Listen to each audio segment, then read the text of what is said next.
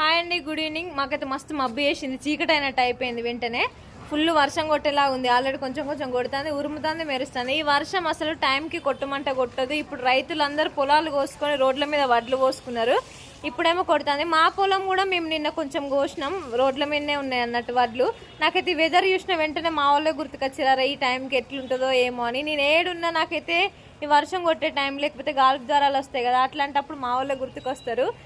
ఇప్పుడు ఎట్లుంటుంది అంటే రైతుల బాధ, అటురుకలేం ఇటురుకలేం, పరదలు అటు కప్పాలి, ఇటు ఇల్లుని చూసుకోవాలి. ఇంటి దగ్గర మాకు బర్రెలు ఉంటాయి, ఇటు బర్రెలను చూసుకోవాలి, ఇల్లుని చూసుకోవాలి, ప్లస్ అక్కడ వడ్ల కాడిపోవాలి, ఫుల్ ఇటే ఇది కూడా ఉంటుంది. ఎట్లయితుందో ఏమవుతుందో, మా ఊర్లో ఎట్లా కొడుతుందో తెలియదు, కానీ ఇక్కడనైతే ఘోరంగా అంటే ఘోరంగా ఉన్నది. మొత్తం కర్రగా వచ్చింది మబ్బు.